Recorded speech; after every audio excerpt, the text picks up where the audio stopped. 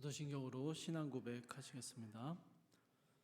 전능하사 천지를 만드신 하나님 아버지를 내가 믿사오며 그 외아들 우리 주 예수 그리스도를 믿사오니 이는 성령으로 잉태하사 동정녀 마리아에게 나시고 본디오 빌라도에게 고난을 받으사 십자가에 못 박혀 죽으시고 장사한 지 사흘 만에 죽은 자 가운데서 다시 살아나시며 하늘에 오르사 전능하신 하나님 우편에 앉아 계시다가 저리로서 산 자와 죽은 자를 심판하러 오시리라. 성령을 믿사오며 거룩한 공회와 성도가 서로 교통하는 것과 죄를 사하여 주시는 것과 몸이 다시 사는 것과 영원히 사는 것을 믿사옵나이다. 아멘. 찬송가 585장 함께 찬양하시겠습니다.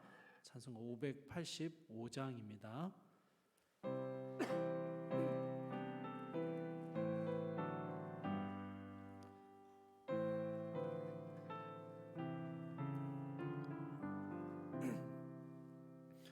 내 주는 강한 성이요 방패와 병기 되시니 큰 환난에서 우리를 구하여 내시리로다. 옛 원수 마귀는 이때도 힘을 써 모략과 권세로 무기를 삼으니 천하에 누가 당하랴. 내 힘만 의지할 때는 패할 수밖에 없도다. 힘 있는 장수 나와서 날 대신하여 싸우네. 이 장수 누군가? 주 예수 그리스도 만군의 주로다. 당할 자 누구랴? 반드시 이기리로다. 이 땅에 마귀 들끓어 우리를 삼키려 하나. 겁내지 말고 섰거라. 진리로 이기리로다. 친척과 재물과 명예와 생명을 다 빼앗긴데도 진리는 살아서 그 나라 영원하리라.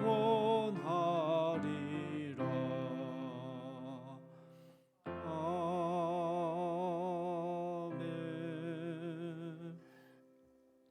오늘 함께 보신 말씀은 다니엘 8장 1절에서 14절까지의 말씀입니다.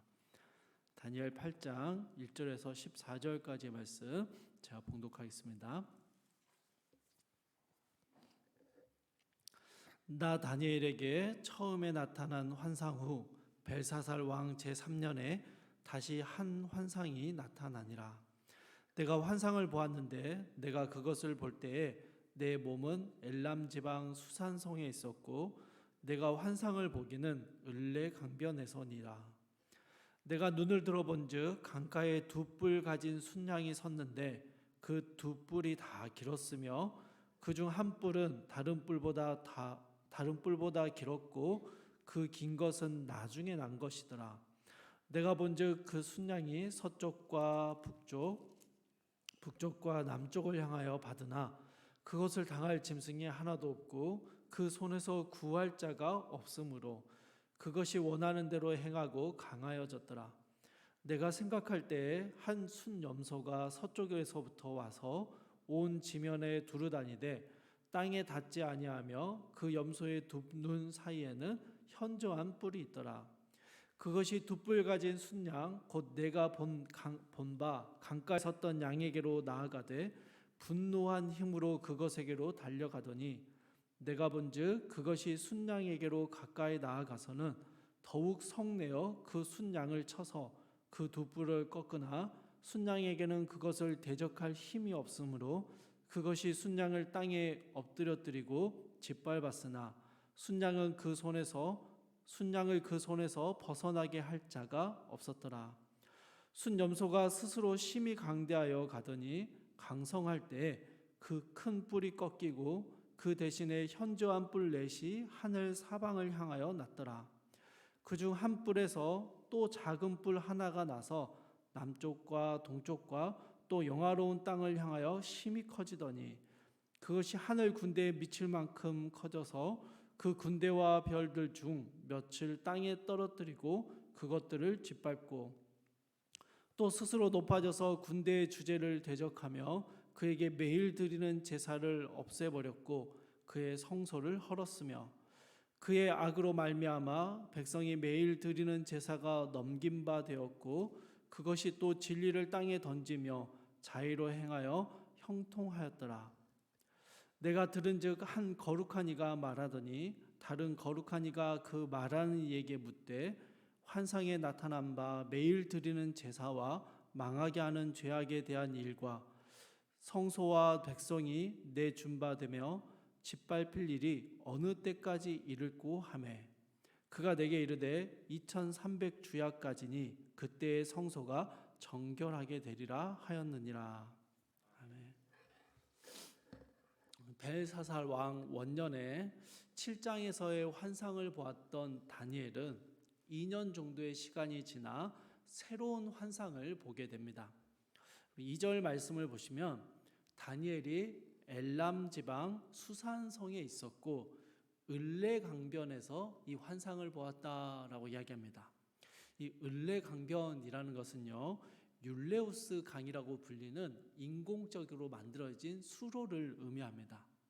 수산성은 메데바사 제국에서 이 주요 도시였고요. 이 다리오라는 왕은 이곳을 제국의 수도로 삼기로도 했던 그런 지역입니다. 여러분 잘 아시는 느헤미야나 에스더가 살았던 왕궁이 바로 이 수산성입니다. 여러분 환상을 본 장소를요 오늘 본문에서는 굳이 이렇게 언급을 하고 있는데요. 그 이유가 있습니다. 다니엘은 지금 바벨론 시대를 살고 있는데요. 이 책을 읽게 될 그 시대의 사람들 혹은 그 후대 사람들이 보기에는요. 다니엘이 지금 환상을 보고 있는 이 배경이 어딘가 하니 메데바사 제국의 왕궁입니다. 다니엘이 환상을 보고 있는 이 일이 지금의 일이 아니라 미래의 일을 그리고 있다라는 것을 이 장소 안에서 암시하고 있는 것이죠. 다니엘의 환상 속에서는 두 개의 뿔을 가진 순양이 나오는데요. 이 두 뿔 중에서 나중에 나온 뿔이 더 길었습니다. 이 순양은 서쪽과 북쪽 그리고 남쪽을 향해 들이받고 있는데요. 여러분 4절을 보십시오. 그것을 당할 짐승이 하나도 없고 그 손에서 구할 자가 없으므로 그것이 원하는 대로 행하고 강하여졌다라고 이야기합니다. 여러분 이 순양이 여기저기 들이받고 있는데 그 위세와 힘이 강해서 그 아무도 대적하거나 막지 못했다라고 이야기하는 것이죠. 5절을 보니 다니엘이 순양을 보며 생각에 잠겨 있던 사이에 한 순염소가 등장을 하게 됩니다. 이 순염소는요 발이 땅에 닿지 않을 정도로 아주 빠른 속도로 온 땅을 휘젓고 다녔습니다. 그러다가 순양을 발견하고는요 분노하며 순양에게 달려듭니다. 그런데 여러분 정말 그 강에서 아무도 대적할 수 없고 자기 멋대로 짓밟고 들이받으면서 살았던 이 순양이요, 순염소의 분노를 감당하지 못하고 뿔이 꺾여버리고 엎드려져서 짓밟히는 일을 당하게 됩니다.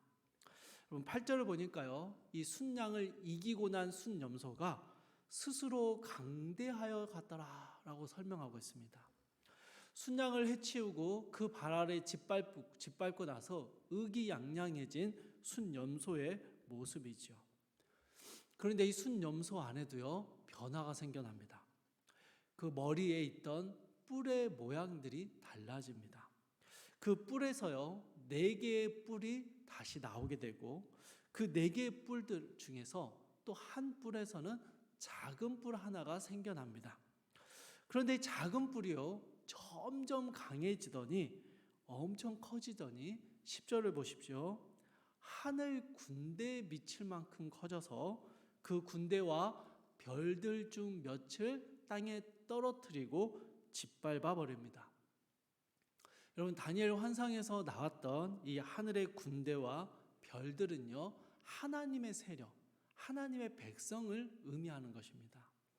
그러니까 유다 백성들을 의미하는 것이죠. 그 다음에 보니까 이 유다 백성들이 하나님께 드리는 제사를 없애버리고 성소를 헐어버리고 진리를 땅에 던져버리는, 짓밟아버리는 패악을 저지르게 됩니다.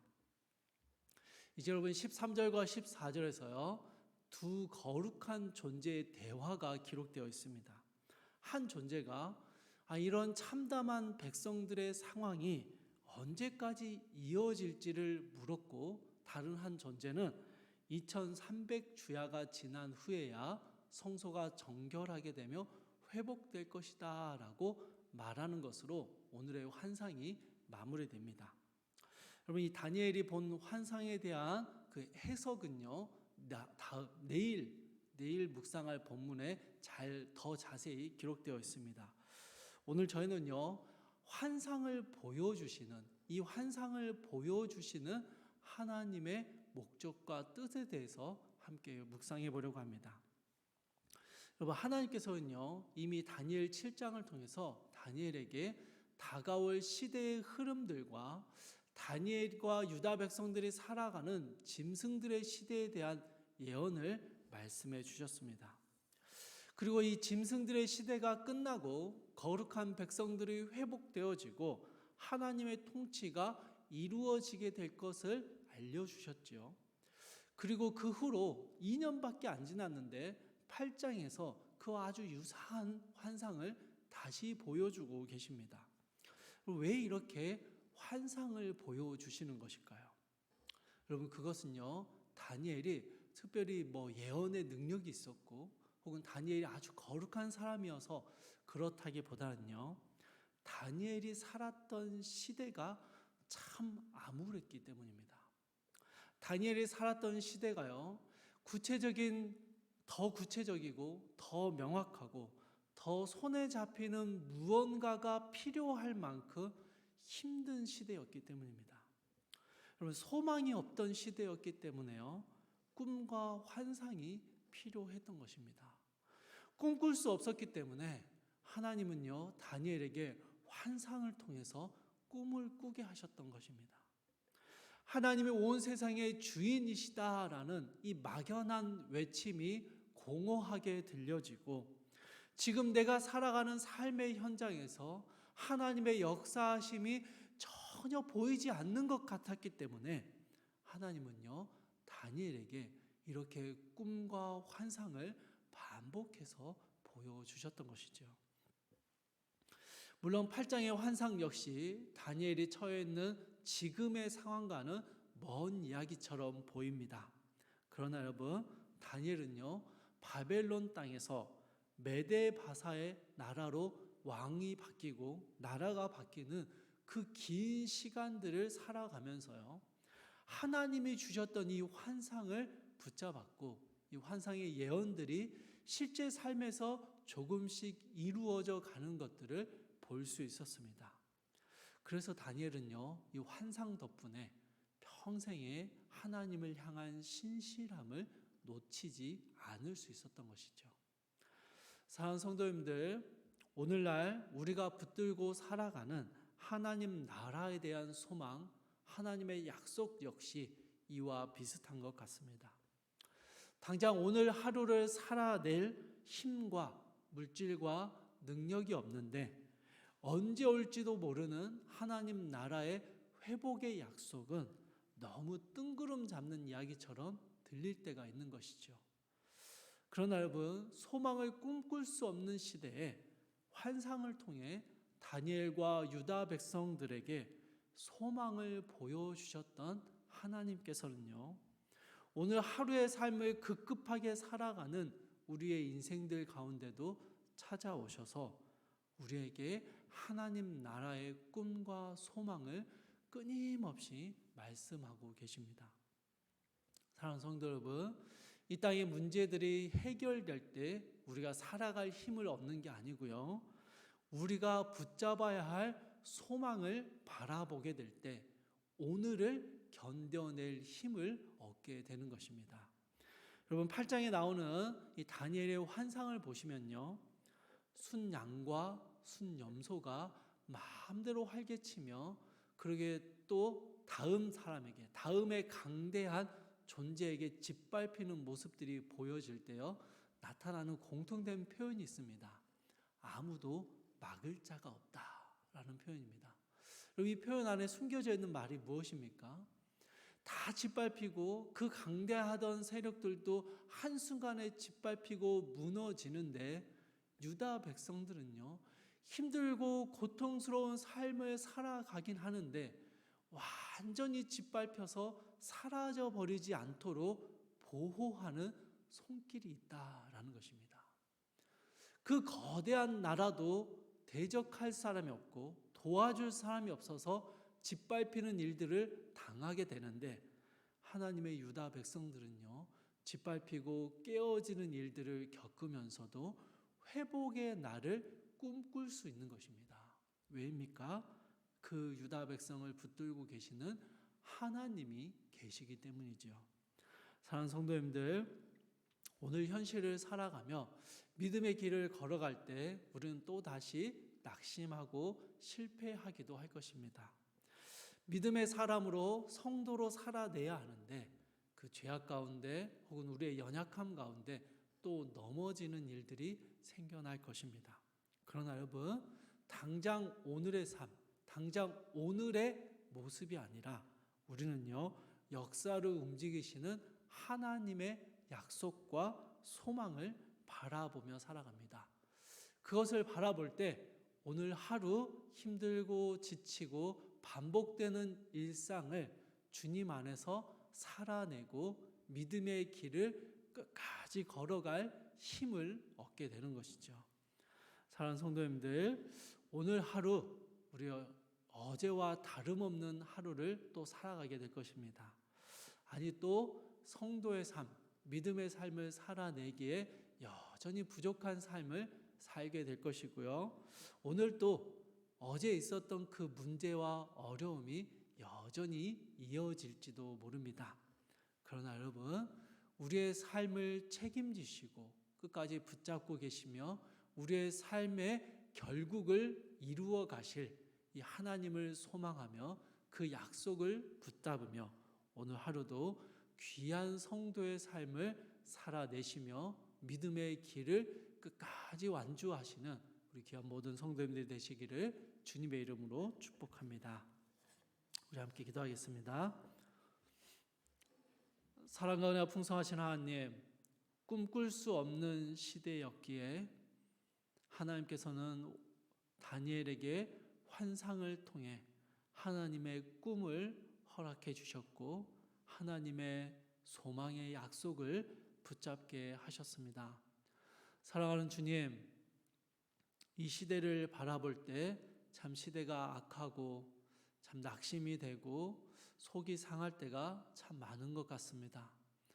또한 주님, 하루하루의 일상이 그냥 변함없는 하루의 일상이 지나가고 일주일이 지나가고 한 달이 지나가고 그저 그렇게 현실에 순응하며 살아가는 듯한 우리의 모습을 볼 때 때때로 낙심이 되고 때때로 끝까지 이어져가는 어려움과 힘듦의 시간들로 인하여 마음이 참 무너질 때가 있습니다.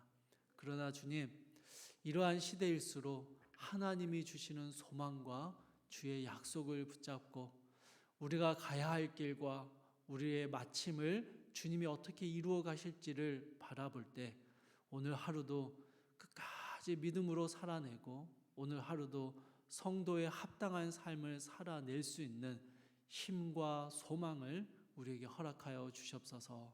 사랑하는 주님, 우리는 현실에 급급하며 살아가는 존재들이 아니라 하나님 나라의 영광스러움을 바라보며 그 나라를 꿈꾸며 그 나라를 이루어가는 존재들임을 기억하게 하셔서 오늘 하루도 주님 나라를 바라보며 힘있게 성도의 삶을 살아낼 수 있도록 주여 도와 주시옵소서.